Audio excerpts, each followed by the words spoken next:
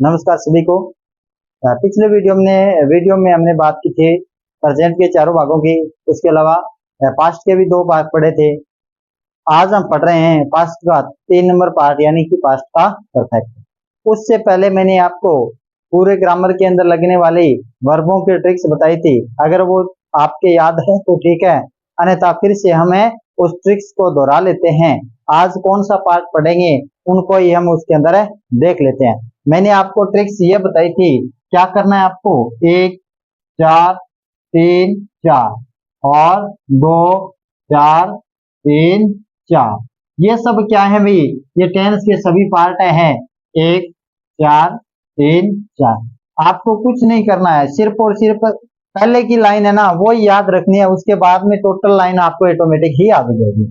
क्योंकि अगर जैसे मैं कहूँ ये प्रेजेंट का सिंपल, ये प्रेजेंट का कंटिन्यू, ये प्रेजेंट का परफेक्ट, ये प्रेजेंट का परफेक्ट है कंटिन्यू, यानी कि प्रेजेंट के तीनों भाग है। उसके बाद में पास्ट का सिंपल, उसके बाद में है पास्ट का कंटिन्यू, पास्ट का परफेक्ट और पास्ट का परफेक्ट कंटिन्यू।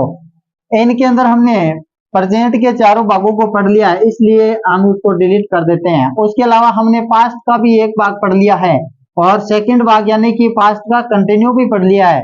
अब हमारा कौन सा भाग बन गया, अब हमारा बन गया पास्ट का परफेक्ट। आज हम पास्ट का परफेक्ट देखेंगे। पास्ट के परफेक्ट में वर्ब की कौन सी फॉर्म लगेगी, थर्ड फॉर्म लगेगी। उसके बाद में आने वाला पास्ट का कंटिन्यू, उसके अंदर वर्ब कौन सी लगेगी, वर्ब फोर्थ लगेगी, यानी कि वर्ब की फर्स्ट फॉर्म प्लस आईएनजी का प्रयोग करेंगे। आज हम कौन सा पार्ट देख रहे हैं, पास्ट का परफेक्ट देखेंगे। कौन सा पार्ट है हमारा, पास्ट का परफेक्ट।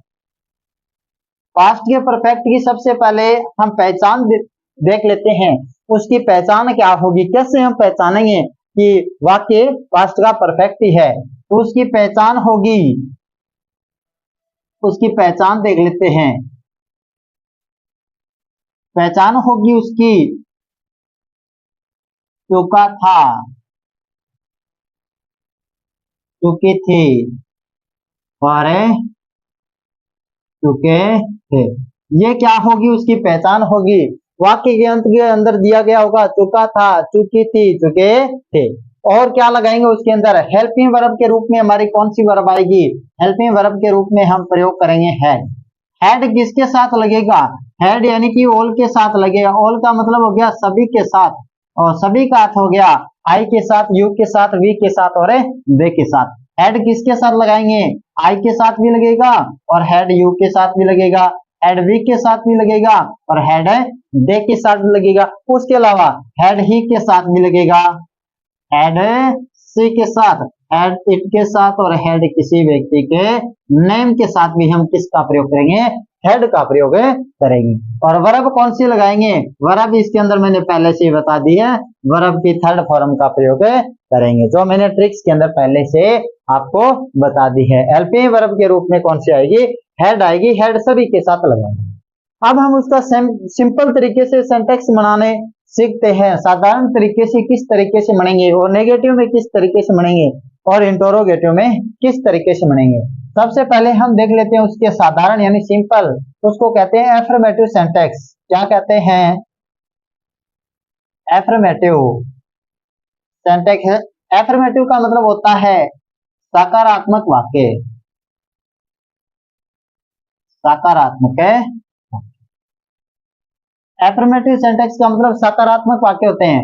अब हम बनाएंगे कैसे उसके, वाक्य किस तरीके से बनेगा। फॉर एग्जाम्पल एक तो एक वाक्य को लेके चलेंगे। फॉर एग्जाम्पल जैसे मैंने कहा मैं पढ़ा चुका था, क्या मैं पढ़ा चुका था, मैं पढ़ा चुका था। तो इसकी इंग्लिश क्या होगी, आई के साथ क्या लगाएंगे, हैड, यानी सभी के साथ हैड लगेगा। I had taught, I had taught, मैं पढ़ा चुका था। वर्ब की फॉर्म कौन सी है, वर्ब की थर्ड फॉर्म है। जैसे मैं कहूं मोहन आ चुका था, क्या मोहन आ चुका था, मोहन आ चुका था। तो उसको किस तरीके से मनाएंगे, सबसे पहले सब्जेक्ट क्या है, Mohan, Mohan had come, Mohan had come.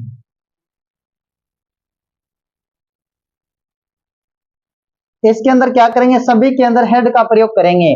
अगला जो वाक्य देखें, जैसे मैं कहूं वे खेल चुके थे, वे खेल चुके थे, क्या कर चुके थे, वे खेल चुके थे। तो दे का मतलब क्या होता है, वे होता है। They had played, they had played. इस तरीके से हम क्या करते हैं, साधारण यानी सिंपल के सेंटेक्स से बनाते हैं। वे आ चुके थे, वे जा चुके थे, वे पढ़ चुके थे, वे पढ़ा चुके थे, वे बोल चुके थे, वे सुन चुके थे, कुछ भी कोई भी सेंटेक्स हम बनाएंगे तो इस तरीके से बनाएंगे। यह कैसे बनेगा, सिंपल सेंटेक्स।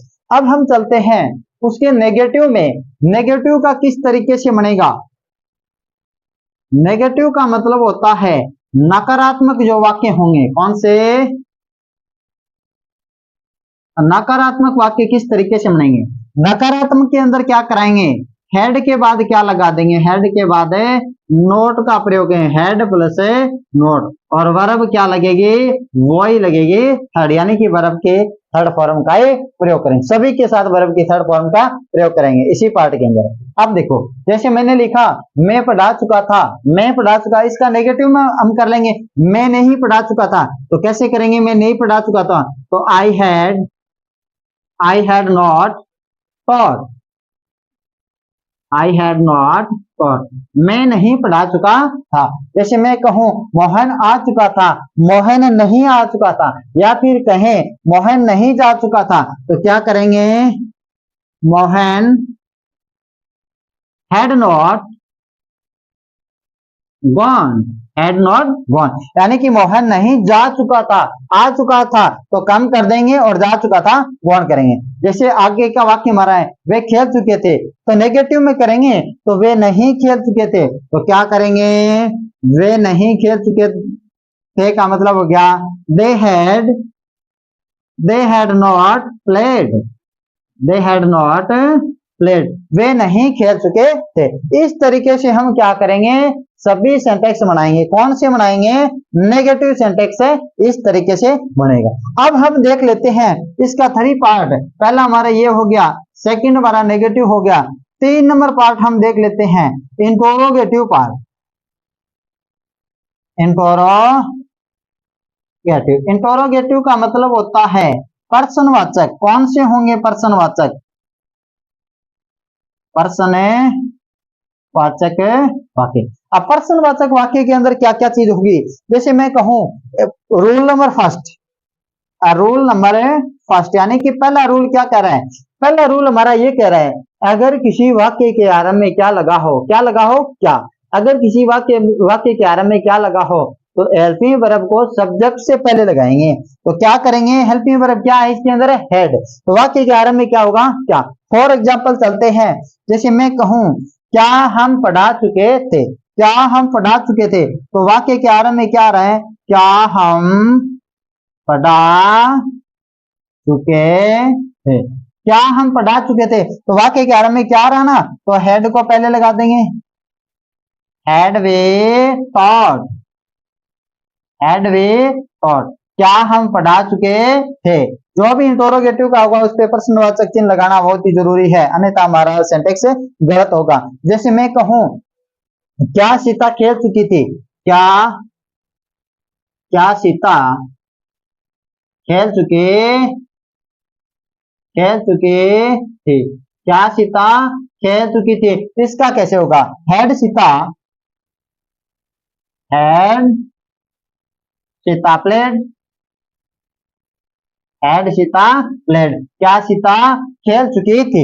इस तरीके से हम कौन से वाक्य बनाते हैं, इस तरीके से बनाएंगे इंटरोगेटिव सेंटेक्स, जिसके वाक्य के आरंभ में क्या होगा, क्या, यानी कि वाक्य के आरंभ में क्या होगा, तो हेल्पिंग वर्ब, यानी कि हेल्पिंग वर्ब ये होगी जिसको हम सब्जेक्ट, ये सब्जेक्ट हो गया, उससे पहले लगाते हैं। उसका रूल क्या कर रहे हैं, रूल ये कर रहा है अगर किसी भी वाक्य के आरंभ में क्या लगा हो तो हेल्पिंग वर्ब को सब्जेक्ट से पहले लगाते हैं। अब हम चलते हैं इंटरोगेटिव के रूल नंबर सेकंड के अंदर। अब रूल नंबर सेकंड हमारा क्या कह रहा है, रूल नंबर सेकंड किसका है, इंटरोगेटिव का। इंटरोगेटिव का रूल नंबर सेकंड ये कह रहा है कि अगर किसी भी वाक्य के बीच में WH फैमिली से जो भी वर्ड दिया गया हो, क्या दिया गया हो, WH फैमिली से जो भी वर्ड दिया गया हो, तो हम क्या करेंगे, सबसे पहले उसकी इंग्लिश से बनाते हैं। तो उसकी संरचना भी देख लेते हैं कि सभी की संरचना की बात करेंगे, संरचनाएं देखेंगे, उसका सूत्र देखेंगे भी किस तरीके से उसका सूत्र होता है। सूत्र के आधार पर भी पढ़ने की कोशिश करेंगे और डायरेक्टली भी पढ़ने की कोशिश करेंगे। अगर मैं कोई इसका स्ट्रक्चर यानी कि संरचना की बात करें तो संरचना होगी, सबसे पहले WH फैमिली से जो भी वर्ड दिया गया है वो लिखेंगे, प्लस क्या करेंगे, HV लगाएंगे यानी हेल्पिंग वर्ब का प्रयोग करेंगे। उसके बाद में प्लस क्या करेंगे, सब्जेक्ट लगाएंगे।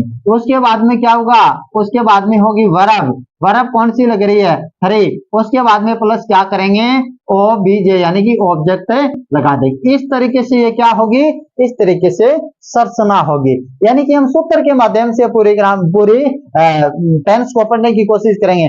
इस तरीके से सूत्र लगाएंगे। सूत्र से पहले हम कोशिश ये करेंगे कि अगर हमारी ये दिमाग में आ गई, उसके बाद में सूत्र ऑटोमेटिक से आ जाएगा। ये क्या कह रहा है, WH फैमिली से बीच में होगा। जैसे फॉर एग्जाम्पल, जैसे मैं कहूं कि मैं इंग्लिश पढ़ा चुका था, मैं इंग्लिश क्यों पढ़ा चुका था, बीच में क्या आ रहा है, क्यों आ रहा है, मैं इंग्लिश है या फिर मैं अंग्रेजी,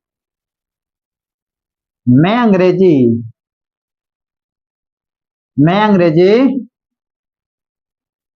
क्यों पढ़ा चुका था, मैं अंग्रेजी या फिर मैं इंग्लिश क्यों पढ़ा चुका था। तो बीच में क्या आ रहा है भाई, क्यों आ रहा है। तो क्यों आ रहा है तो हम क्या करेंगे, क्यों की इंग्लिश बना लेते हैं। तो क्यों की इंग्लिश वाई, तो हेल्पिंग वर्ब क्या होगी, वाई यानी हेड पढ़ते आ रहे हैं, वाई हैड, उसके बाद में क्या है, I, why had I taught